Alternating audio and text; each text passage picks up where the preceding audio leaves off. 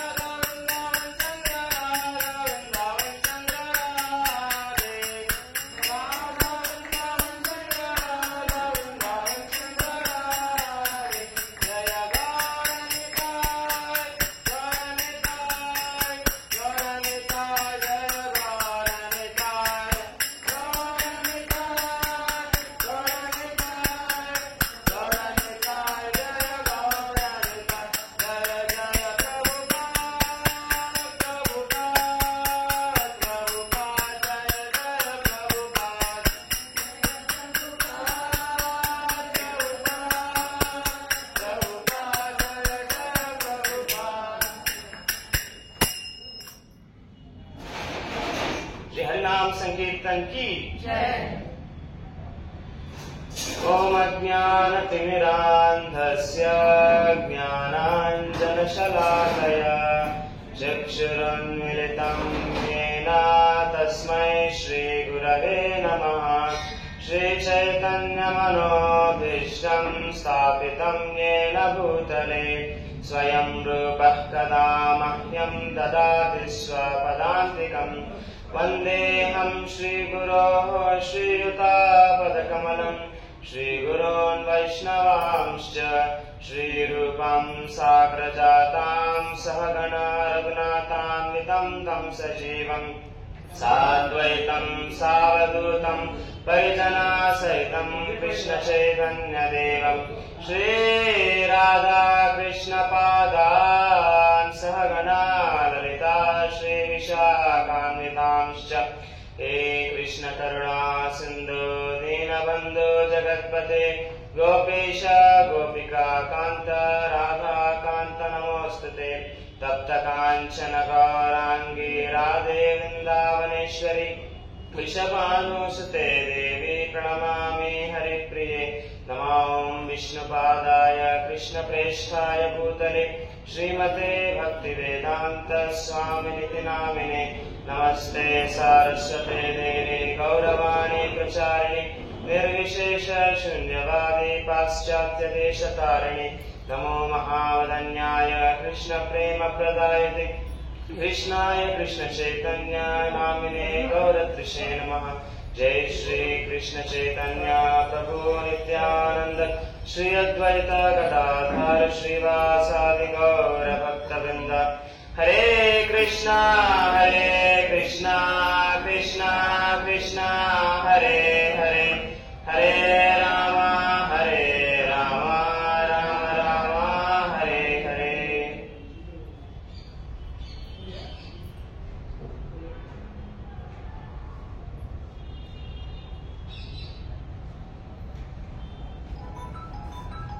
హరే కృష్ణ. ఈరోజు పంచాంగ శ్రవణం ప్రయత్న హరికథ వినడానికి భాగవతం వినడానికి నేను చేసిన మీ అందరికీ కూడా నా ఆదరపూర్వక నమస్కారాలు. హరికథ వినడం అనేది చాలా చాలా మహద్భాగ్యమును. 84 లక్షల జీవరాశులుగా పుట్టి మళ్ళీ 14 లోకాల్లో వేరే వేరే జీవరాశులుగా పుట్టి మనకి మానవ జన్మంలో శ్రీకృష్ణుని వర్ణనమే గాని నారాయణుని వర్ణనమే గాని గుణగానమే గాని వినడం అనేది చాలా చాలా దుర్లభం అన్నమాట. దుర్లభం మానుషం జన్మ తదపి అర్థదం అధ్రువం అని ప్రహ్లాద్ మహారాజ్ చెప్తా అన్నమాట. మానుష జన్మం అనేది చాలా చాలా దుర్లభం అన్నమాట. ఎందుకు అంటే 84 లక్షల జీవరాశులు ఉన్నాయి. పద్మపురాణంలో లెక్క చెప్తారు. సాధారణంగా మనకి ఆధునిక వైజ్ఞానిక గ్రంథాల ప్రకారము 56 లక్షల జీవరాశులు మాత్రమే వాళ్ళకి తెలిసింది.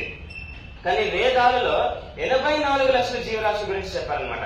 అంటే దాదాపు 28 లక్షల జీవరాశుల వర్ణన సైన్స్ లో లేనే లేదు. అలాంటి జీవరాశి వర్ణన వేదాల్లో వర్ణించారనమాట. ఇది పద్మపురాణంలో వస్తుంది. జలజా 9 లక్షాని స్థావరాణి 1,20,000. అంటే జలాశయాలు ఎన్ని లక్షలు? 9 లక్షల జీవరాశులు అనమాట. ఫిష్, వేల్స్ అట్లా అక్వాటిక్ వెరైటీస్. జలజా 9 లక్షాని స్థావరాణి 1,20,000. స్థావరము అంటే మూకకుండా ఉండేవి. ఎలాంటివి?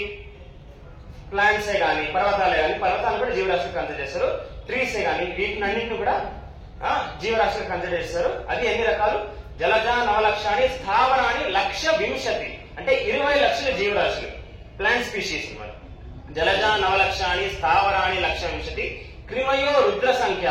క్రిమి అంటే మైక్రోబ్సే గాని బ్యాక్టీరియా గాని ఆంఫీబియన్సే గాని రెప్టైల్సే గాని ఇవన్నీ కూడా క్రిమి లెక్కలు వస్తుందన్నమాట. రుద్ర సంఖ్య అంటే 11 లక్షలు. జలజా 9 లక్షాని స్థావరాణి 1,20,000. క్రిమయో రుద్ర సంఖ్యాయ పక్షిణాం 10 లక్షణం. అంటే ఆకాశంలో చరించే జీవరాశులు. పక్షులు ఎన్ని లక్షలు? 10 లక్షలు. పశవ 30 లక్షాని. అంటే 30 లక్షలు 4 కాళ్ళు నడిచే జీవరాశులు అనమాట. 4 లక్షాని మానవ. లాస్ట్ లో ఎన్ని సంఖ్యలు మానవులు? 4 లక్షల జీవరాశులు వెరైటీస్ మానవులు అనమాట. అంటే ఇవన్నీ కూడా ఎన్ని లెక్కలు వస్తుంది? ఎంత సంఖ్య వస్తుంది? 84 లక్షల జీవరాశులు. 84 లక్షల జీవరాశుల్లో ఆ 4 లక్షల జీవరాశుల్లో పుట్టేది చాలా చాలా రేర్. ఆ 4 లక్షలు ఎవరెవరు వస్తారు తెలుసా? కిన్నరులు, కింపరుషులు, గంధర్వులు, అప్సరసులు, విద్యాధరులు, దేవతలు, దానవులు, మనుషులు అందరూ వస్తారన్నమాట. 4 లక్షల మనుష్య జీవరాశులు. అంటే సాధారణంగా మోడర్న్ సైన్స్ ప్రకారం మనమందరూ కూడా ఒకే జాతి, హోమోసేపియన్స్ అని వాళ్ళు లేబల్ చేస్తారు. కానీ వైదిక గ్రంథాల అనుసారం మనం అందరూ ఒకే జాతులు కాదనమాట. అది 4 లక్షల జీవరాశుల్లో విభజించిందనమాట. అది ఎలా? వాళ్ళ మార్ఫాలజికల్ అపియరెన్స్ అంటే వాళ్ళ దైహిక అపియరెన్స్ మీద డివైడ్ చేయలేదు. మనం అందరూ కూడా ఒకేలా కనిపిస్తాం కాబట్టి వైజ్ఞానిక అనుసారం వీఆర్ ఆల్ హోమోసేపియన్స్. కానీ మన మానసిక స్థితి అనుసారం మనం వేరే వేరే జీవరాశులకి లెక్క చేస్తారనమాట. ఇప్పుడు దేవతల మానసిక స్థితే గానీ దానవుల కన్నా డిఫరెంట్ గా ఉంటుంది, దానవులది కిన్నరుల కన్నా డిఫరెంట్ గా ఉంటుంది, కింపురుషుల కన్నా డిఫరెంట్ గా ఉంటుంది. మానవుల్లో కూడా ఎవరైతే భగవంతుని ప్రార్థించుకోవాలనే జీవితం సాగిస్తాడో వాడి మనస్తత్వము, ఎవరైతే ఇంద్రియ తృప్తి భోగించాలనుకుంటాడో వాడి మనస్తత్వం వేరే ఉంటుంది. కాబట్టి వాళ్ళిద్దరిని కూడా వేరే జీవరాశులుగా కన్సిడర్ చేస్తారనమాట. సో మనుష్య జన్మం చిక్కేది చాలా చాలా రేర్, చాలా దుర్లభం అనమాట. ఆ 4 లక్షల జీవరాశుల్లో కూడా భారతదేశంలో పుట్టేది అంటే భరతఖండలో పుట్టేది కూడా చాలా రేర్. 14 భువనాలు ఉన్నాయి. అందులో భూలోకం ఒకటి, భూలోకంలో భూగ్రహం ఒకటి, భూలోకంలో అనంత కోటి గ్రహాలు ఉన్నాయి. ఆ గ్రహంలో భూగ్రహం ఒకటి, భూగ్రహంలో భారతవర్షంలో పుట్టేదని చాలా చాలా రేర్ అనమాట. దుర్లభం మానుష జన్మ తదపి అర్థదం అధ్రువం. అర్థదం అంటే although it is very very rare, it is very very meaningful అనమాట. ఎందుకంటే వేరే 50 జీవరాశుల్లో కూడా సాధించలేనిది ఒకటి మనం మానవ జీవరాశిలో సాధించచ్చు అనమాట. వేరే అన్ని జీవరాశుల్లో కూడా మనం కర్మాన్ని ఎలా సొంసేది అనేది చూస్తామే గానీ మనము జీవితంలో రైట్ డిసిషన్స్ ఎలా తీసుకోవడం, మనము జన్మ మృత్యు జరా వ్యాధి అనే బంధన నుంచి బయటికి రావడం ఎలా అనేది ఆప్షన్ లేదు. అది మానవ జన్మంలో మాత్రమే ఉంది. తదపి అర్థదం, అర్థదం అంటే వెరీ వెరీ మీనింగ్ఫుల్. అధ్రువం అంటే very very seriously it should be taken. దాన్ని మనం సార్థకం చేసుకోవాలంటే మనుష్య జన్మలో హరికథ వినాలా, కృష్ణుని స్మరించాలా, హరినామం స్మరించాలా అనే ఉద్దేశంతో మనమందరూ ఇక్కడ చేరుకున్నాము. మీరందరూ కూడా మంచి ఉత్సాహంతో మంచి ఆతృతతో చేరుకోవడానికి మీ అందరికీ నేను కృతజ్ఞతల్ని వ్యక్తజేస్తున్నాను. మన డిస్కషన్ స్టార్ట్ అయ్యే ముందు నేను ప్రేయర్స్ అర్పించాను. ఎందుకంటే మనము మన స్వముఖాన ఏమి చెప్పలేము భగవంతుని గురించి. భగవంతుని సాధారణంగా అధోక్షజ అని వర్ణిస్తారనమాట. అధ అక్షజ, అక్ష అంటే కళ్ళు, కళ్ళకి కనపడని వ్యక్తి అధోక్షజ అంటే. ఇంకో మీనింగ్ ఏమి అంటే మన ఇంద్రియాలు ఆయన్ని పర్సీవ్ చేయలేరు. అంటే ఆయన నామాన్నే గాని, ఆయన రూపాన్నే గాని, ఆయన లీలాలనే గాని, ఆయన గుణాలనే గాని మనము మన భౌతిక ఇంద్రియాలతో అర్థం చేసుకోలేము. భగవంతుని మన చర్మ చక్షులతో మనం చూడలేము, మన చర్మ చెవులతో మనము భగవంతుని గుణగానం వినలేము. మన చెవి ఎప్పుడైతే ఆధ్యాత్మికంగా ట్యూన్ అయింటుందో అప్పుడు మాత్రమే మనకి భగవంతుని పట్ల ఆసక్తి ఉంటుంది, భగవంతుని గుణగానం వినాలనే ఆసక్తి ఉంటుంది. కాబట్టి మీరందరూ ఇక్కడ భగవంతుని గుణగానాన్ని శ్రవణం చేసి వచ్చినారు అంటే మీరందరూ కూడా గుణానికి అతీతులుగా ఉన్నారనమాట. ఎంతసేపు అయితే మనం భగవంతుని గురించి చర్చించుకుంటాము. కాబట్టి భగవంతుని అధోక్షజ అని వర్ణిస్తారనమాట, అధోక్షజ అని. సో మన చర్మ చక్షులతోనే గాని మన నోటితోనే గాని మనం భగవంతుని గుణగానం చేయలేము, ఆ గుణగానం వినలేము. కాబట్టి అయోగ్యులైన మనకి ఆ యోగ్యతని ప్రసాదించడానికి మనము ఆచార్య వర్గాన్ని నమస్కారం చేసుకుంటాము. ఎందుకంటే ఎలా అయితే మనం ఒక ప్రధానమంత్రిని కలవాలి అంటే మనం రికమెండేషన్ ద్వారా కలుస్తాం. డైరెక్ట్ గా ప్రధానమంత్రికి లెటర్ రాయడమే గానీ, మెయిల్ రాయడమే గానీ, లేదా ఆయన ఆఫీస్ ముందు నిలుచుకోవడమే గానీ మనకి అపాయింట్మెంట్ దొరకదు. ఎవరికైతే ప్రధానమంత్రి దగ్గర సామీప్యమైన సంబంధం ఉంటుందో వాళ్ళ ద్వారా మనం ప్రధానమంత్రికి మాట్లాడొచ్చు, ఆయనతో సంపర్కం చేయొచ్చు. అలాగే ఎవరి పట్ల అయితే భగవంతునికి ప్రేమ ఉంటుందో, భగవంతునికి అతి సామీప్యమైన సంపర్కం ఉంటుందో వాళ్ళ ద్వారా మనం భగవంతుని ప్రార్థించుకోవచ్చు, వాళ్ళ ద్వారా మనం భగవంతుని అర్థం చేసుకోవచ్చు. కాబట్టి ఆచార్యులు, గురువులు, వైష్ణవుల ద్వారా మనం భగవంతుని అర్థం చేసుకోవచ్చు. కాబట్టి వాళ్ళ మర్సీ అంటే వాళ్ళ అనుగ్రహాన్ని కోరుతూ మనము ఈ డిస్కషన్ ని స్టార్ట్ చేస్తామన్నమాట. ఈ రోజు ఉగాది ప్రయుక్తాన ఒక మంచి టాపిక్ ఎన్నుకోవాలని చెప్పినప్పుడు నేను భగవద్గీతలో ఉన్న 5 థీమ్స్ లో ఒక థీమ్ ఎన్నుకున్నాను అనమాట. సో భగవద్గీతలో 5 థీమ్స్ శ్రీకృష్ణ భగవానుడు డిస్కస్ చేస్తారు. ఆ భగవద్గీతలో ఉండే 5 థీమ్స్ ఏమి అంటే ఫస్ట్ ఇంట్రొడ్యూస్ అయ్యే థీమ్ భగవద్గీతలో 2వ అధ్యాయంలో అది జీవ. నేనంటే ఎవరు, నా ఐడెంటిటీ ఏమి, ఎవరు నేను. పంచభూతాలతో చేయబడిన ఈ శరీరమా లేదా ఆత్మనా, నేనెవరు అనేది ఫస్ట్ థీమ్ భగవద్గీతలో చర్చించుకుంటాను అనమాట. ఆ థీమ్ అయిన తర్వాత ప్రకృతి, నేను ఈ లోకంలో ఎందుకున్నాను, నేను ఈ జడ పదార్థాలతో ఎలా సంపర్కం చేస్తాను, నేను ఈ భవబంధంలో ఎందుకు చేరుకున్నాను, జన్మ మృత్యు జరా వ్యాధి అనే బంధన నన్ను ఎందుకు లిమిట్ చేస్తా ఉంది అనే థీమ్ భగవద్గీతలో డిస్కస్ చేశారనమాట. అదైన తర్వాత భగవంతుడు ఎవరు అనే థీమ్ ని విస్తారంగా డిస్కస్ చేశారనమాట. భగవంతుడు అంటే ఎవరు, ఆయన ఎలా ఉంటాడు, ఆయన ఎక్కడ ఉంటాడు, ఆయనకి మనకి ఉన్న సంబంధం ఏమి, ఆ సంబంధం మనం ఎలా కోల్పోయాం, ఆ సంబంధాన్ని మనము మళ్ళీ రీఎస్టాబ్లిష్ చేసుకునేది ఎలా అనే దాని గురించి చర్చించుకున్నారనమాట. 50 థీమ్స్ ఫస్ట్ జీవ అంటే నేనెవరు, నా ఐడెంటిటీ. రెండోది ప్రకృతి. మూడోది ఈశ్వర లేదా భగవాన్.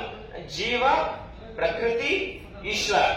జీవ ఈశ్వరుని శాంక్షన్ ద్వారా ప్రకృతితో ఇంటరాక్ట్ చేసినప్పుడు చేసేదేమి కర్మ. సో అది 4వ థీమ్ అనమాట. ఆ కర్మ బంధం నుంచి బయటకు వచ్చేది ఎలా అనే దాని గురించి 4వ థీమ్ భగవంతుడు కూడా చాలా విస్తారంగా చర్చించుకుంటాడు. అదైన తర్వాత 5వ థీమ్ కాలం.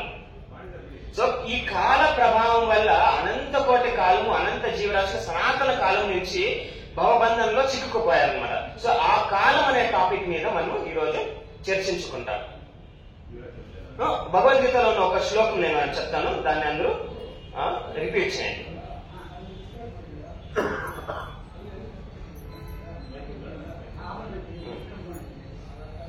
భగవద్గీత 8వ అధ్యాయంలో ఉండే శ్లోకం.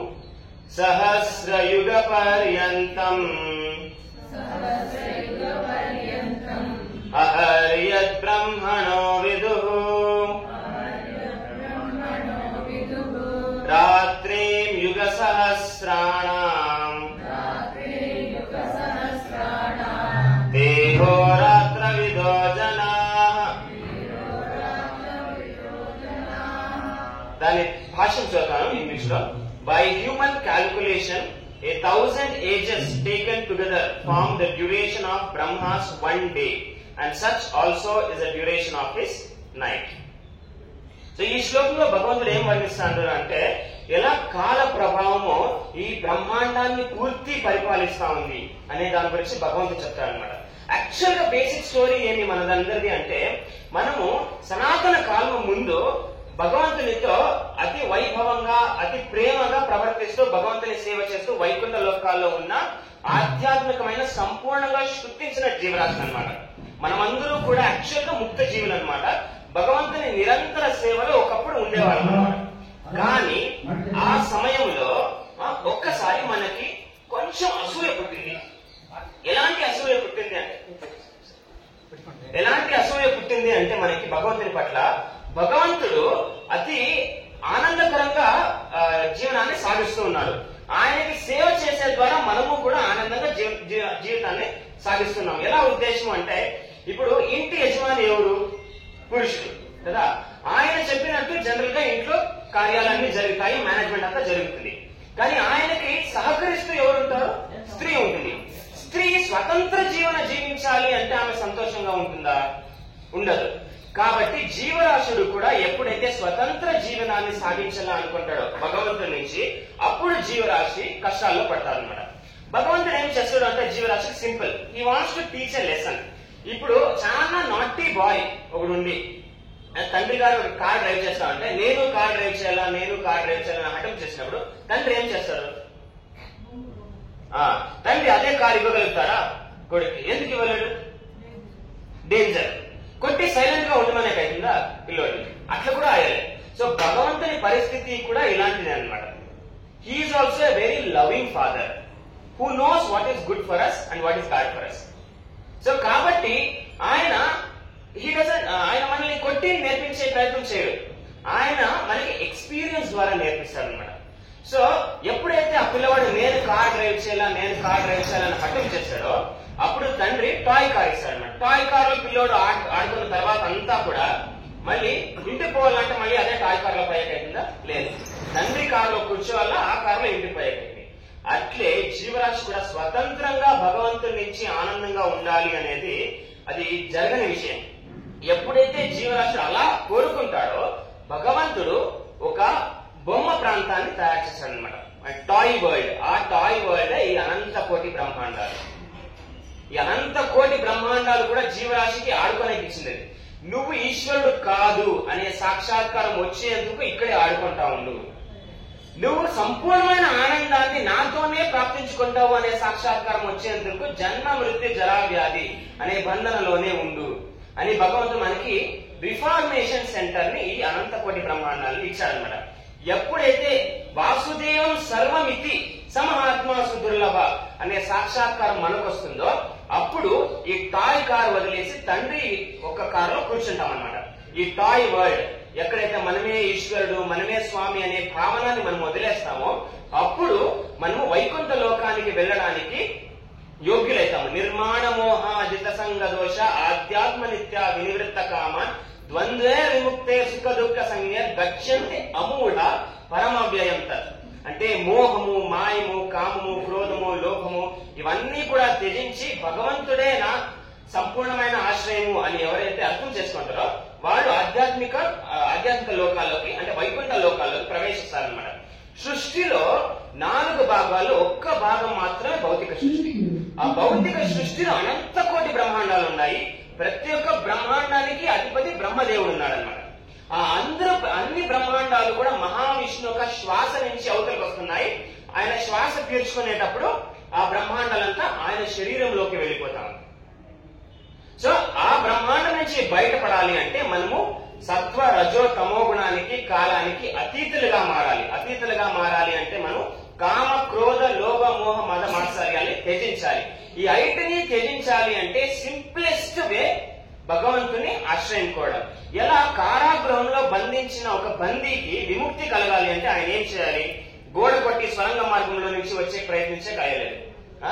జైలర్ బ్రైట్ చేసి వచ్చే కాయలేదు. జైలర్ బ్రైట్ చేసి వచ్చేదంటే దేవతలకి బ్రైట్ చేసి బయటపడాలి అనే ప్రయత్నించేది. అలా కూడా అయ్యలేదు. ఎప్పుడైతే ప్రెసిడెంట్ ద్వారా ఆయనకి మర్సీ శాంక్షన్ వస్తుందో అప్పుడు కారాగృహం నుంచి బయటపడచ్చు. అట్లే ఎప్పుడైతే ఈ అనంత కోటి బ్రహ్మాండాలకి సంపూర్ణ చరాచర జగత్తుకి ప్రెసిడెంట్ అయిన శ్రీకృష్ణుడు నారాయణ నుంచి మనకి శాంక్షన్ దొరుకుతుందో అప్పుడు మనం భౌతిక జగత్తు నుంచి బయటపడతాం అన్నమాట. యాక్చువల్ గా చెప్పాలంటే మనము శుద్ధమైన జీవరాశులు, గుణానికి కాలానికి అతీతులు అనమాట. కానీ మనం భోగించాలని వృత్తితో ఉన్నాం కాబట్టి భగవంతుడు మనల్ని కాలానికి గుణానికి సబార్డినేట్ గా ఉంచారనమాట. సో ఈ సృష్టి ఎలాంటిది అంటే 4 భాగాల్లో ఒక్క భాగం మాత్రమే భౌతిక సృష్టి. అదే అనంత కోటి బ్రహ్మాండాలు ఉంటాయి. మిగతా 3 భాగాలు కూడా అనంత కోటి వైకుంఠ లోకాలు ఉంటాయి. సాధారణంగా సిటీలో మీరు లెక్కేసుకుంటే సిటీ పెద్దగా ఉంటుంది, కారాగృహం చాలా చిన్నగా ఉంటుంది. అలాగే ఈ సృష్టి కూడా ఈ అనంత కోటి బ్రహ్మాండాలు కూడా చాలా ఇన్సిగ్నిఫికెంట్ పార్ట్ అనమాట. చాలా చిన్న పార్ట్ అనమాట. కానీ కారాగృహంలో ఉండే పాపులేషన్ చాలా చిన్నది, సిటీలో ఉండే పాపులేషన్ చాలా పెద్దది. అలాగే అనంత కోటి బ్రహ్మాండాలు అనంత కోటి జీవరాశి ఉన్నా కూడా వైకుంఠ లోకాల్లో ఉన్న ముక్త జీవులకి కంపేర్ చేస్తే ఇవి చాలా చిన్న నంబర్ అన్నమాట. సో సంపూర్ణంగా శుద్ధి అయ్యి ముక్త జీవులు భగవంతుని పట్ల భక్తి చేస్తూ భగవంతుని నిరంతర సేవలో ఉండే జీవరాశులు అనంతం అనమాట. మనకన్నా చాలా జాస్తి అనమాట. సో భగవంతుడు ఏం చేస్తాడు అంటే ఎప్పుడైతే జీవరాశిని స్వతంత్రంగా భోగించాలి అనే ఇచ్చ ఉంటుందో ఈ అనంత కోటి బ్రహ్మాండాలు ఒక బ్రహ్మాండంలోకి ఆ జీవరాశిని ప్రవేశపడతాడనమాట. ఆ బ్రహ్మాండంలో రిఫార్మ్ అవుతా వస్తాడు. ఆ బ్రహ్మాండంలో అప్పుడప్పుడు బ్రహ్మదేవుడిగా, అప్పుడప్పుడు ఇంద్రుడిగా, చంద్రుడిగా, దేవతలుగా, దానవులుగా, కింపురుషులుగా, కిన్నరులుగా, మనుషులుగా, దానవులుగా, పశువులుగా, పక్షులుగా కర్మానుసారం పుడతా వస్తారనమాట. ఎప్పుడైతే మానవ జన్మం దొరుకుతుందో అప్పుడు ఆ మానవ జన్మంలో ఆయన ప్రశ్నించవచ్చు, నేనెందుకు పునః చనిపోతున్నాను, మళ్ళీ ఎందుకు పుడుతున్నాను, ఈ జన్మ సంసార బంధంలో ఎందుకు చిక్కుకున్నాను అని ప్రశ్న చేసినప్పుడు వైష్ణవుల సంపర్కంలో వచ్చినప్పుడు ఈ ప్రశ్నని అడిగినప్పుడు వైష్ణవుల సాంగత్యం ద్వారా భగవంతుని ఆరాధిస్తూ భగవంతునికి సేవ చేస్తూ ఆయన ఈ జన్మ మృత్యు జరా వ్యాధి అనే సంసార బంధం నుంచి బయటపడతారనమాట. కాలము అనేది ఇంత ప్రభావకరమైన శక్తి అన్నమాట. ఈ భౌతిక జగత్తులో శ్రీకృష్ణుని కాలశక్తి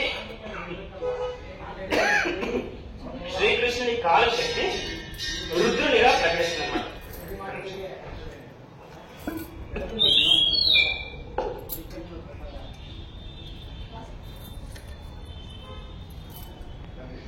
జగత్తులో భగవంతుని కాలం టైం ఫ్యాక్టర్ అది సదా సదాశివుడిగా ప్రకటిస్తుంది అనమాట. సదాశివుని శంభు అంటారు. శంభు అంటే కాలతత్వం అనమాట.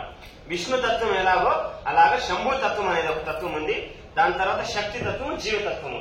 ఈ లోకంలోని అనంత కోటి జీవరాశులు కూడా జీవతత్వంలో చేరుతాయన్నమాట. They are all living entities.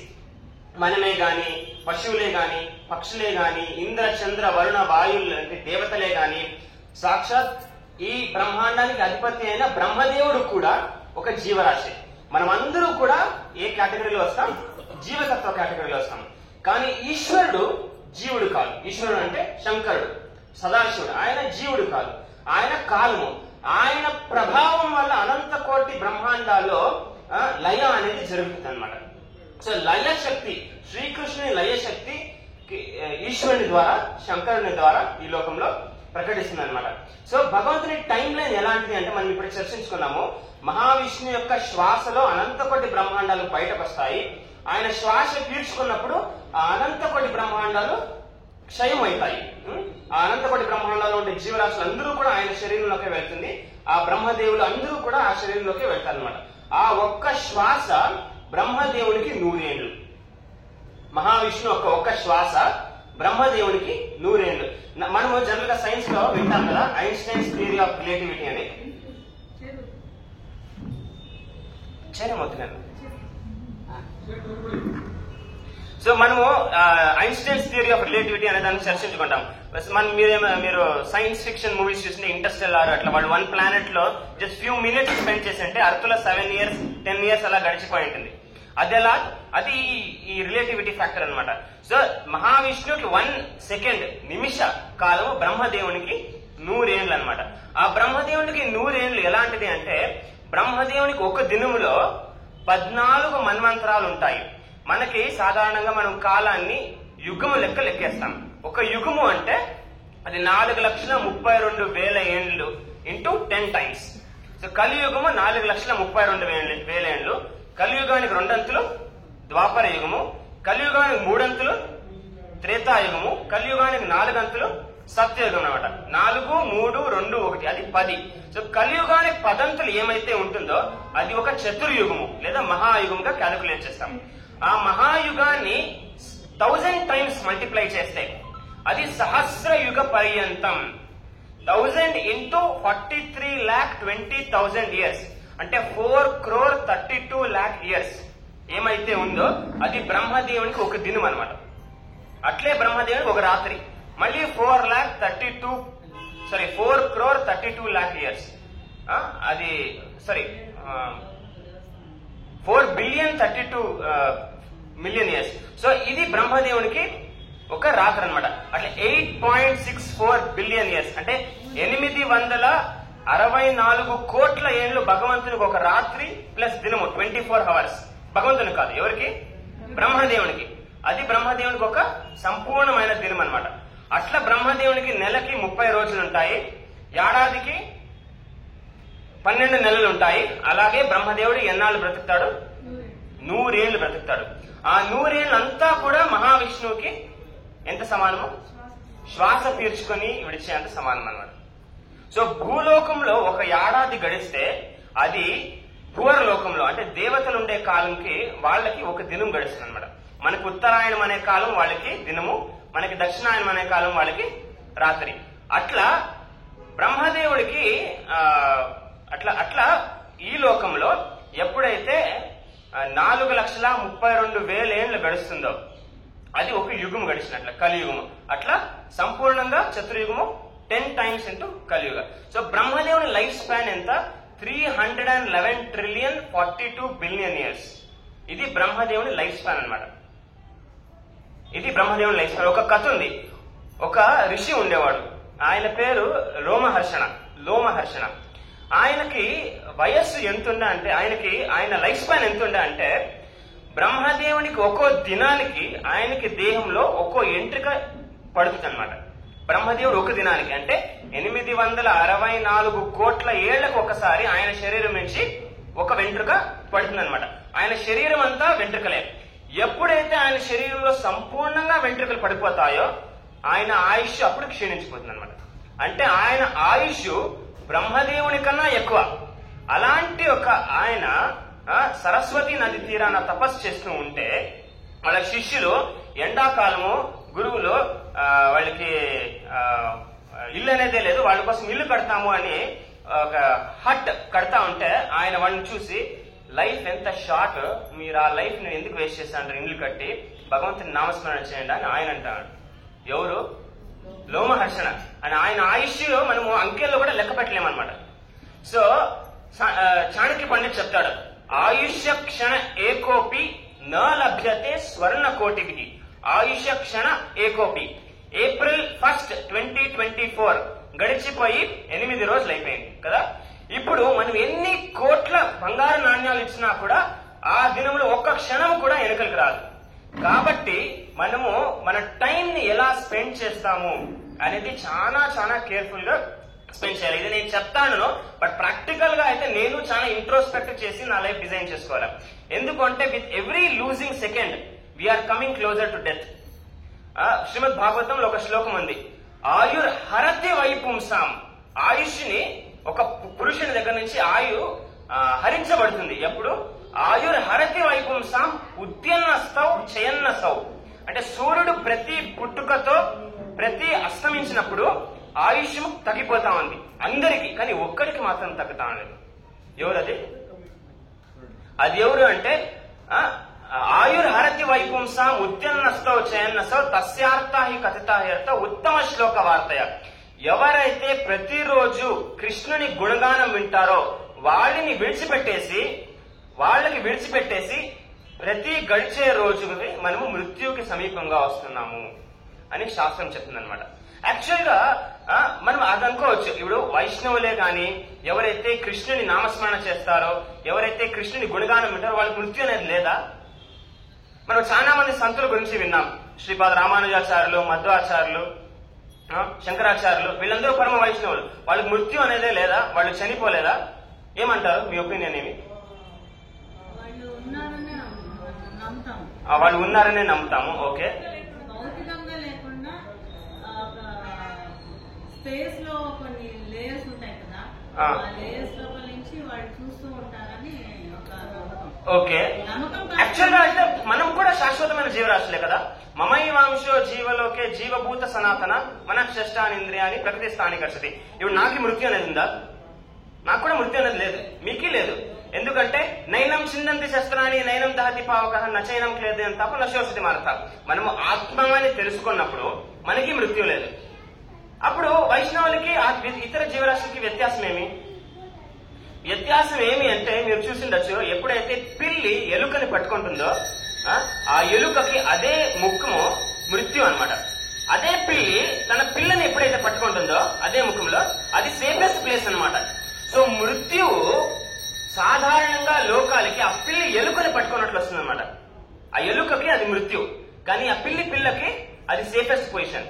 అదే మృత్యు వైష్ణవుల దగ్గరకు వస్తే ఆ మృత్యు భగవంతుని చేరుకునే మార్గం అన్నమాట. ప్రహ్లాద్ మహారాజు ఒక సెక్షన్ లో 4వ స్కందంలో వర్ణిస్తారు. ఎప్పుడైతే ప్రహ్లాద్ మహారాజు వైకుంఠానికి వెళ్తాడో, వైకుంఠ విమానానికి ఎక్కుతాడో, ఆయన మృత్యు మీద కాలు పెట్టి ఎక్కుతాడనమాట. మృత్యు అంటే చావు మీద కాలు పెట్టేది. అంటే వైష్ణవులకి నిజంగానే మృత్యు అనేది లేదు. వాళ్ళు ఈ శరీరాన్ని వదులుతారు, దాంట్లో నిజం ఉంది, కానీ వాళ్ళకి మృత్యు అనేది లేదు. మృత్యు అనేది ఎందుకు లేదు అంటే ఈ శరీరం వాళ్ళకి భగవంతుని ప్రాప్తించుకోవడానికి మార్గం అయింది కాబట్టి ఆ జన్మ తర్వాత వాళ్ళు భగవంతుని ప్రాప్తించుకుంటారు. కాబట్టి ఎవరైతే భగవంతుని నామస్మరణ చేస్తారో, భగవంతుని గుణగానం వింటారో వాళ్ళకి డెత్ అనేది లేదు. అయినా భగవంతుని నామస్మరణ చేయడానికే కానీ భగవంతుని గుణగానం వినడానికే కానీ ఏం ఖర్చు అయ్యలేదు. ఇప్పుడు జనరల్ గా మనం ఇంద్రియ తృప్తి చేయాలంటే ఇక్కడికి వెళ్ళాలి, అక్కడికి వెళ్ళాలి, ఇది తినాలి, అది తినాలి, ఆ సినిమాకి వెళ్ళాలి, ఈ ఫంక్షన్ హాల్కి వెళ్ళాలి, అలా ఉంటుంది. అక్కడే దుడ్లు ఖర్చు అవుతుంది. కానీ భగవంతుని హరికథ వినడానికి ఏమీ ఖర్చు చేయలేదు. ఆ హరికథ ఎంత ట్రాన్స్ఫార్మేటివ్ ఎఫెక్ట్ అంటే దొంగలు దోపిడీదారులు కూడా సంతులుగా మారిపోతారు. ఒక అద్భుతమైన కథ ఉంది. ఒకసారి ఒక దొంగ ఉండేవాడు, ఆయన పేరు డాకు భగత్. ఆయన కూడా దొంగల పరంపర నుంచి వచ్చేవాడు. వాళ్ళ నాన్న కూడా దొంగ, వాళ్ళ తాత కూడా దొంగ. అది ఫ్యామిలీ బిజినెస్ అన్నమాట వాళ్ళకి. వాళ్ళ నాయన ప్రాణం ఇచ్చేటప్పుడు ఆయనకి 2 ఆదేశాలు ఇస్తాడనమాట. ఏమి అంటే సాధువుల సాంగత్యం చేయొద్దు, భాగవతం వినద్దు. ఈ రెండు వాళ్ళకి ఇచ్చిన గురువులు సాధారణంగా శిష్యులకు దీక్ష ఇచ్చి బోధిస్తారు కదా, అట్లా వాళ్ళ తండ్రి బోధించినారు అనమాట. సాధువుల సంగ చేయొద్దు, భాగవతం వినొద్దు అని. సో ఆ డాకు భగత్ ఏం చేస్తాడో దాన్ని నిష్ఠగా పాటిస్తూ ఉంటాడు. ఒకసారి ఆస్థానంలో దొంగతనం చేసినప్పుడు సైనికులు వెంటాడుతూ వస్తారు. ఆయనకు వేరే మార్గం లేకుండా ఆయన పరిగెత్తూ ఉంటాడు అనమాట. పరిగెత్తూ ఉన్నప్పుడు పక్కలో ఒక వటవృక్షం కింద వైష్ణవులందరూ కూర్చొని ఏం చేస్తా ఉంటారు, ఆడ భాగవత్ శ్రవణం చేస్తా ఉంటారు. ఆ భాగవత్ శ్రవణం చేస్తా అనే మార్గంలో ఆయన పరిగెత్తాడు. పరిగెత్తినప్పుడు ఒక తోరణం ముళ్ళు కుచ్చుకుంటుంది. ఆ ముళ్ళు కుచ్చుకుంటా అన్నప్పుడు ఆయన ఎంత నిష్ఠగా పాటిస్తానంటే వాళ్ళ నాయన ఆజ్ఞ 2 చేతుల్లో ఇది పట్టుకునేది కాదు కాబట్టి ఇట్లా ప్రయత్నిస్తూ చెవుల్లో పట్టుకు, ఎందుకంటే భాగవత్ శ్రవణం జరుగుతుంది. సో ఆయన వినకూడదు, ఆయనకు మాట ఇచ్చినాడు కాబట్టి అట్లా పట్టుకొని ఆ ముళ్ళు తీసి పరిగెత్తాడు అనమాట. ఆ పట్టుకునే ప్రయత్నంలో ఆయన ఒక సెంటెన్స్ వింటాడు. ఆ భాగవతోత్సవాలు చర్చించుకుంటామని. అక్కడ వాళ్ళ కథలో ఏం చెప్తా అంటారంటే, దేవతలు సాధారణంగా భూలోకానికి వస్తే వాళ్ళు భూమి తాకరు, వాళ్ళు వేసుకునే మాల ఎప్పుడు వాడిపోదు, వాళ్ళు కన్నుని మిటకరించరు అనే 3 పాయింట్స్ వాడు గమనిస్తాడు. గమనించి అక్కడి నుంచి పారిపోతాడు అనమాట. బట్ సైనికులు వాడిని అల్టిమేట్ గా పట్టుకుంటారు. సొమ్ము ఎక్కడుంది అనేది తెలిసేలేదు. అప్పుడేం చేస్తారంటే ఈ దోపిడీదారులు అప్పుడప్పుడు ఖాళీని పూజిస్తారు అని చెప్పేసింది ఒక నటికి ఖాళీ వేషం వేపించి నీ భక్తుడితో చెప్పించు అనే ఉద్దేశంతో వాళ్ళు అరేంజ్ చేస్తారు. పురాతన కాలంలో అప్పుడు దేవతలు కూడా ప్రకటిస్తా అంటే జనాలు చూస్తా ఉంటే దాంట్లో ఏమి వాళ్ళకి అది కొత్త ఏం కాదు. సో అప్పుడు కాళీదేవి అడుగుతుందన్నమాట, వత్స నువ్వు దోచుకోండి సొమ్ము ఎక్కడ పెట్టిందావు నాకు చెప్పు అని అడుగుతుంది అనమాట. అప్పుడు వాడు చెప్పకపోతా ఉన్నప్పుడు గమనిస్తాడు ఆ దేవత కాళ్ళు ఎక్కడ ఉంటుంది, నేల మీద ఉంటుంది, వేసుకోండే పూలు వాడిపోయి ఉంటాయి. అప్పుడప్పుడు ఆమె మిటికరిస్తా ఉంటుంది. సో వాడు ఇది దేవత ఖచ్చితంగా కాదు అని చెప్పేసి నిర్భయంగా, తల్లి నేను నీ కొడుకు, నేను అబద్ధం చెప్పేది అనేది లేదు నీ ముందు, నేను దోచుకోండి అని చెప్తాడనమాట. సో అది ఖాళీ ముందు వాళ్ళకి శ్రద్ధ ఉన్న దేవత ముందు ఆయన నిజం చెప్పినాడు అనే ఉద్దేశంతో వాడిని విడిచిపెట్టేస్తాడు. అప్పుడు వాడికి అనిపిస్తుంది, మా నాన్న ఇచ్చిన ఇన్స్ట్రక్షన్ ని వైలేట్ చేసినందుకు నా ప్రాణము కాపాడుకున్నాను, దీంట్లో ఏముంది అని చెప్పేసిందే ఆ దొంగ మళ్ళీ భాగవతోత్తముల దగ్గరకు వచ్చేసి కృష్ణ కథ వినడానికి కూర్చుంటాడు అనమాట. ఏముంది, ఏం జరుగుతుంది ఈ కథలో, ఈ ఒక్క పాయింట్ వినకుండా ఒక్క పాయింట్ వినేదానికే నా ప్రాణం కాపాడిండారు, శ్రద్ధగా వింటే ఏమవుతుంది అనే ఉద్దేశంతో వాళ్ళు ఆయన వింటాడనమాట. ఆయన దొంగ బుద్ధి ఉంటుంది కాబట్టి చాలా కేర్ఫుల్ గా అటెంటివ్ గా ఉంటారు అనమాట. సాధారణంగా జనాలు చాలా స్ట్రెస్ పడతారు కాబట్టి, అవుట్లా చాలా స్ట్రెయిన్ అవుతారు కాబట్టి ఎప్పుడైతే వాళ్ళు వచ్చి హరికథ వింటారో అప్పుడప్పుడు వాళ్ళకి తూగు వస్తుంది. కానీ ఈయన దొంగ కాబట్టి వాళ్ళకన్నా ఎక్కువ అటెంటివ్ గా వింటా అంటాడు. అక్కడ వక్త కృష్ణుని సౌందర్యాన్ని వర్ణిస్తూ ఉంటాడు అనమాట. బర్హాపీడం నటవరవపోర్ కర్ణయోర్ కర్ణికారం బిభ్రద్వాస కనక కపిశం వైజయంతి చమాలం రంధ్రాన్వేనోరదర సుదయ పూరయన్ గోపవృంద బృందారణ్యం స్వపదరమణం ప్రావిశత్ కీర్తిగీతి. సో భగవంతుడు గోల్ను మేపుతూ సాయంకాల సమయంలో గోల్తో వస్తా ఉన్నప్పుడు గోపిక స్త్రీలకి ఎలా కనిపిస్తున్నాడు అనే వర్ణన అనమాట ఈ శ్లోకంలో. బర్హాపీడం అంటే ఆయన తల మీద నెమలి పింఛం వేసుకుని, బర్హాపీడం నటవర వపు, వపు అంటే శరీరం అనమాట, నటవర అంటే డాన్సింగ్ యాక్టర్. ఇప్పుడు చాలా ఫిల్మ్ స్టార్స్ ఎప్పుడైతే డాన్స్ చేసి యాక్ట్ చేస్తారో వాళ్ళు చాలా అందంగా కనిపిస్తారు అనమాట, చూడముచ్చటగా. అంటే ఇప్పుడు చూడముచ్చటగా ఎలా కనపడరు, బట్ యాక్చువల్ గా కనిపించాలన్నమాట. సో అలాంటి ఒక అద్భుతమైన త్రిభంగ ఫామ్ లో కృష్ణుడు వాళ్ళకి కనిపిస్తాడు అనమాట. బర్హాపీడం నటవరవపు కర్ణయోర్ కర్ణికారం, చెవులకి మకర కుండలాలు వేసుకుంటూ, బిభ్రద్వాసం, బిభ్రద్వాసం అంటే బిభ్రద్ అంటే లైట్నింగ్, విద్యుత్ ఎప్పుడైతే మెరుపు వస్తుందో మెరుపు లాంటి వస్త్రాన్ని ధరిస్తూ, బిభ్రద్వాసం కనక కపిశం వైజయంతి చమాలం, అది ఆవు కలర్ లో ఉండే ఎల్లో కలర్ లో ఉండే పీతాంబరి, వైజయంతి చమాలం 5 రకాలమైన పూలతో చేయబడిన ఒక స్పెసిఫిక్ మాలని వైజయంతి మాల అంటారనమాట. అది అడవి ప్రాంతాల్లోనే మాత్రం దొరుకుతుంది ఆ పూలు. సో వైజయంతి చమాలం రంధ్రాన్ వేణు అధర సుదయ పూరయన్ గోపవృందర్. సో ఇలా ఆయన వేణుని పట్టుకొని ఆ రంధ్రంలో ఊదుతూ ఉండి గోప బాలకుల్ని మళ్ళీ ఆవును పిలుస్తూ వచ్చాడనమాట. బృందారణ్యం స్వపద రమణం ప్రావిశత్ కీర్తి గీతికి, బృందారణ్యాలకి ఒట్టి కాళ్ళతో చెప్పులు వేసుకోకుండా ఆయన ప్రవేశిస్తారనమాట. ఈ వర్ణనాన్ని వర్ణిస్తూ ఉండగా ఆయన కృష్ణుడు ఎలాంటి ఆభరణాలు వేసుకున్నాడు అనే దాని గురించి చాలా చాలా బ్యూటిఫుల్ గా వర్ణించారనమాట. ఆయన సాధారణంగా అడవికి వెళ్ళిపోతే గోలు మెప్పెక్కి ఇంట్లో వేసిన ఆభరణాలంతా త్యజించి పూలతో వేసుకుని వస్తాడు. కానీ ఇంటికి వచ్చిన తర్వాత యశోద ఏం చేసి ఆయన స్నానం చేపించి స్వర్ణాభరణాలు వేసింది అనమాట. ఇది చెవులకి మకర కుండలాలు, ఒక గోల్డెన్ డాబు బెల్ట్, మళ్ళీ గోల్డెన్ ఆర్నమెంట్స్, ఇక్కడ ఆమ్లెట్స్, బ్రేస్లెట్స్, అలాంటివి అందులో అలాంటివి యశోదాదేవి డెకరేట్ చేసింది అనమాట. సో ఆ వర్ణనాన్ని దొంగ వింటాడనమాట. ఇంత కాస్ట్లీ ఆర్నమెంట్స్ వేసుకున్న వ్యక్తి ఆయన ఎక్కడుంటాడు? అడవిలో ఉంటాడు. ఆయన ఏజ్ ఎంత? 5 ఏళ్ళు. అయితే మనకి జాక్పాట్ అని అనుకున్నాడు అనమాట. ఆయనకి సెక్యూరిటీ లేదు, అడవిలో ఉంటాడు, జట్లో ఎవరు ఉండరు, అందరూ గోలు మెప్తా ఉంటారు. చిన్న పిల్లోడు, 5 ఏళ్ల బాలకుడు, ఒంటి నిండా ఆర్నమెంట్సే. సో ఒక్కసారి దొంగతనం చేస్తే మళ్ళీ జీవితంలో దొంగతనం చేసే పని ఉండలేదు అని ప్లాన్ చేస్తాడనమాట. సో అప్పుడు వక్త వర్ణిస్తాడనమాట. ఆయన పేరు శ్యామ సుందరుడు, ఆయన బృందావన్ లో ఉంటాడు. సో ఆయన బృందావన్ లో ఉంటాడు, శ్యామ సుందరుడు. ఈ 2 పాయింట్స్ చాలా తీవ్రంగా గ్రహిస్తాడనమాట. సో ఆ రోజు రాత్రి అట్లే జపిస్తూ పడుకుంటాడు. శ్యామ్ సుందర్ బృందావన్, శ్యామ్ సుందర్ బృందావన్. ఎవరు? శ్యామ్ సుందర్. ఎక్కడుంటాడు? బృందావన్. పొద్దున లేసి శ్యామ్ సుందర్ గుర్తుకొస్తాడు. ఎక్కడుంటాడు? గుర్తుకొచ్చారే.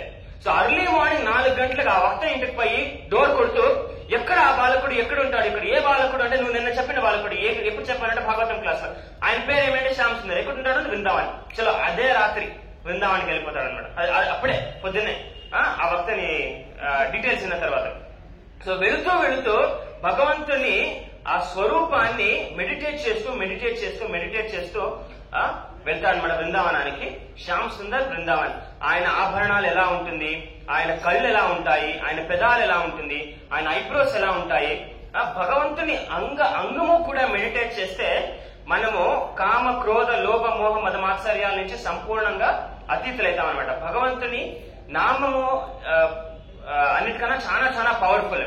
ఆ నామం ద్వారా మనకి భగవంతుని రూప వర్ణన అవుతుంది అనమాట. సో మనము భగవంతుని రూప వర్ణనాన్ని ఎందుకు శ్రవణం చేస్తాము అంటే మనకి నామం మీద శ్రద్ధ ఉండేది. ఇప్పుడు సాధారణంగా మనకి ఈ లోకంలో మనకి పేరు ఇవ్వబడింది అనమాట. సో నా పేరు ఒకటి ఆదిత్య అనే గానీ, లేదా ఒకరి పేరు ఒకటి. సో అది పుట్టుకతో ఇస్తారనమాట. పుట్టేక ముందు మన పేరు ఏముంటుందో పుట్టిన తర్వాత ఆ పేరు మారుతుంది. అంటే ఆ పేరు మనల్ని డిఫైన్ చేయదు. ఆ పేరుని తాత్కాలికంగా మనం 100 ఏళ్ళకి 80 ఏళ్ళకి వాడుకుంటున్నాం అంతే. కానీ ఆ పేరు మనము డిఫరెంట్ అనమాట. ఇప్పుడు ఎలా అంటే, ఇప్పుడు మనకి దాహం వేస్తే మన నీళ్లు అంటే మనకి దాహం తీరదు, నీళ్లు తాగితేనే. అంటే నీళ్లుని అని సంబోధించే పేరు, ఆ పదార్థము 2 భిన్నం అనమాట. కానీ భగవంతుని కేసులో అలా కాదు. ఆయన నామము, ఆయన రూపము అభిన్నం అనమాట. ఎప్పుడైతే మనం కృష్ణ అని స్మరిస్తామో ఆయన సాక్షాత్ శ్యామసుందర రూపము మన సంపర్కంలో ఉన్నట్ల. కృష్ణ అని మనం అన్నప్పుడు కృష్ణ అనంట, కృష్ణ అనంటే ఆయన సాక్షాత్ దర్శనం అయినట్ల. ఆయన ఫిజికల్ ప్రెజెన్స్ కి లేని పవర్ ఆయన నామానికి ఉందన్నమాట. హరి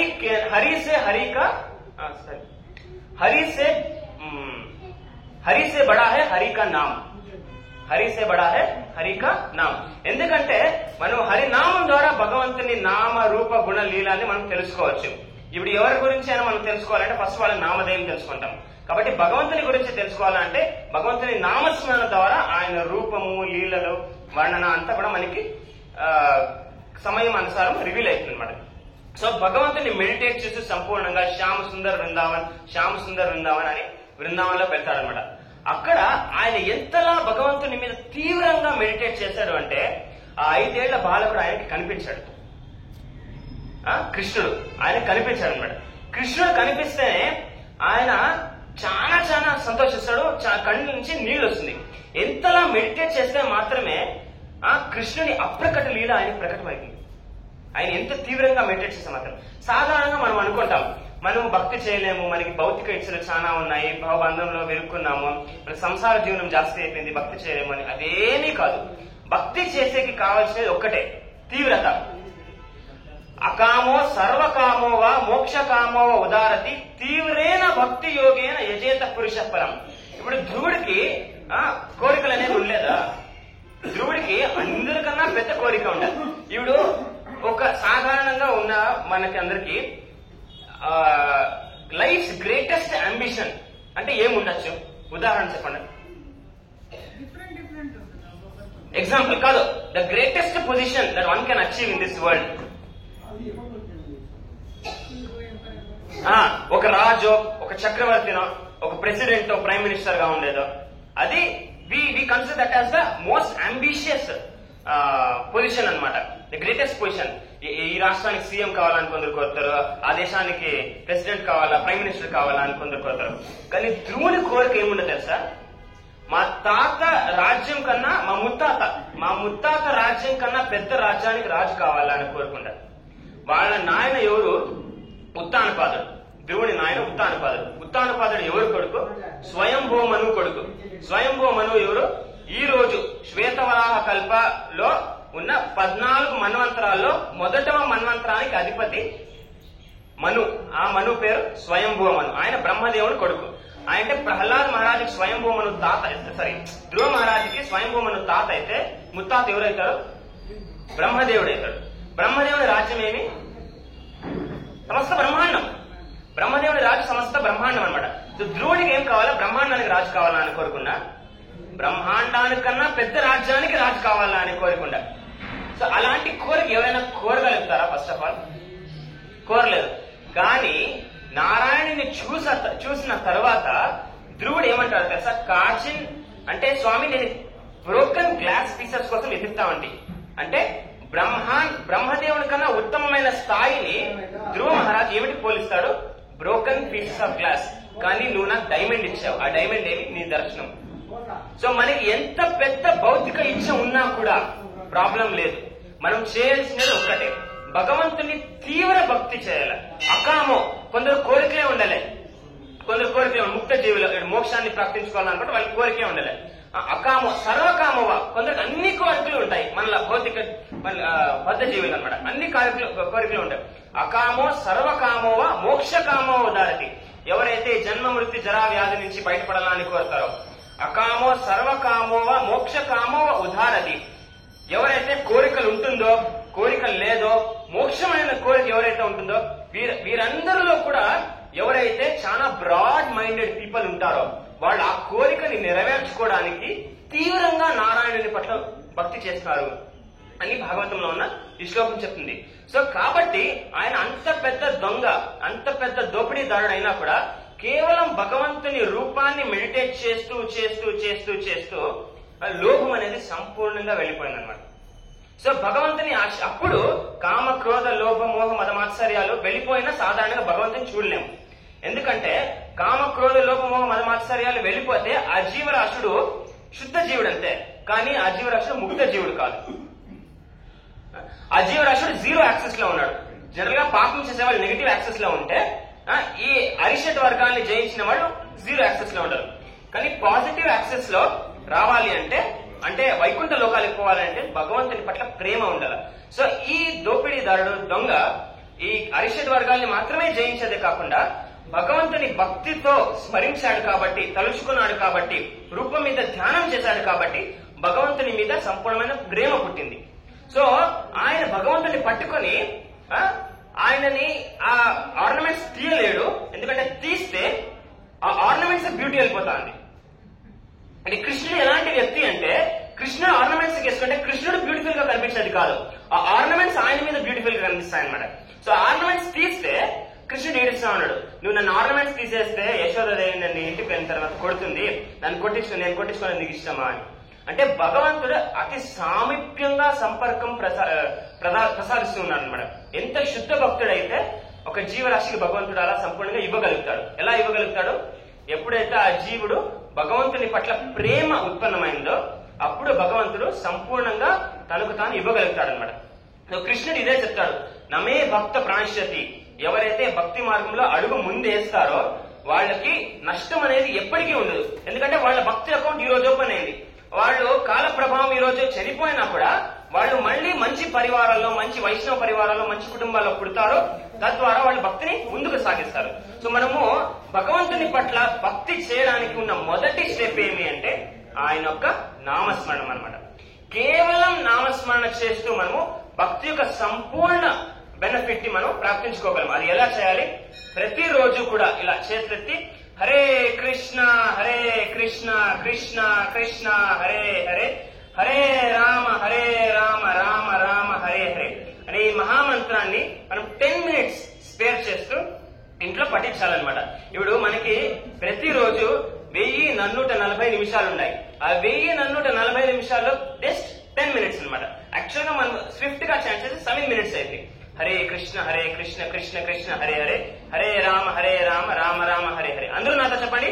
హరే కృష్ణ కృష్ణ కృష్ణ హరే హరే హరే రామ రామ రామ హరే హరే హరే కృష్ణ కృష్ణ కృష్ణ హరే హరే హరే రామ రామ రామ హరే హరే హరే కృష్ణ కృష్ణ కృష్ణ హరే హరే హరే రామ రామ రామ హరే హరే అనే మహామంత్రాన్ని కేవలం 108 times జపిస్తే అది జస్ట్ 7-8 minutes అయింది. అది మనకి దినంలో ఉన్న 1% కూడా అయ్యాలి. తద్వారా మనకి ఏమైతుంది అంటే మనం భగవంతునికి వెరీ క్లోజ్ గా వస్తాం అనమాట. This is a hot line number to connect to Krishna. ఇప్పుడు హాట్ లైన్ నంబర్ అంటే తెలుసు కదా, జనరల్ గా మనం ఎవరికైనా ఫోన్ చేస్తే రింగ్ అవుతుంది. రింగ్ మాత్రం రింగ్ అయ్యేది, అది జనరల్ సిస్టమ్. కానీ ఫోన్ చేసినప్పుడు ఆ అదర్ సైడ్ ఆల్రెడీ ఆయన రెడీగా ఉన్నాడు వినేకి. అది హాట్ లైన్ అనమాట. The 16-digit hot line number to connect to Srikrishna. ఏమది? హరే కృష్ణ కృష్ణ కృష్ణ హరే హరే హరే రామ రామ రామ హరే హరే. సో ఒక లాస్ట్ 1 point చెప్పి నేను ముగిస్తాను. జనరల్ మనము న్యూ ఇయర్ వచ్చినప్పుడు, జాన్ ఫస్ట్ వచ్చినప్పుడు రెజల్యూషన్స్ తీసుకుంటాం. ఏమి ఈ ఏడాది నేను పొద్దున్నే మార్నింగ్ 5 o'clock లేస్తాను, లేదా ఈ ఏడాది నేను ప్రతిరోజు ఎక్సర్సైజ్ చేస్తాను. సో ఉగాది అనేది చాలా చాలా శుభమైన దినం కాబట్టి ఈ రోజు మనమందరూ కూడా సంకల్పం చేసుకోవచ్చు. ఈ రోజు నుంచి నేను ప్రతిరోజు 10 నిమిషాలు భగవంతునికి కేటాయించి ఈ హరే కృష్ణ మహామంత్రాన్ని ప్రతిరోజు 108 times జపిస్తాను అని. సో దీనికన్నా ఆస్పీషియస్ థింగ్ మన జీవితంలో లేదని శాస్త్రము స్పష్టంగా వర్ణిస్తుంది అనమాట. కాబట్టి మనమందరూ కూడా ఈ సంకల్పం తీసుకుంటే 1 step భగవంతుని పట్ల ముందుకి వేసినట్టు అవుతుంది. మన 1 step చూసి భగవంతుడు ఆయన 1 step వేస్తాడు. ఆయన 1 step లో పూర్తి భూమండలం కవర్ చేస్తాడు. కాబట్టి ఆయన కూడా మన దగ్గరికి వస్తాడనమాట. సో ఇది నా స్మాల్ రిక్వెస్ట్. అయినంత వరకు అందరూ కూడా ఈ రోజు ఆ రెజల్యూషన్ తీసుకొని ఈ రోజు నుంచి 108 times హరే కృష్ణ మహామంత్ర ప్రతిరోజు 10 minutes కేటాయించి జపించాలి అని నేను కోరుతాను. ఇంతతో నేను నా స్మాల్ డిస్కషన్ ని కంక్లూడ్ చేస్తాను. నేనేమైనా ఇచ్చు తక్కువ చెప్పింటే, ఏమైనా తెలిసి తెలియకుండా తప్పులు చేసింటే దయచేసి నన్ను క్షమించండి. హరే కృష్ణ.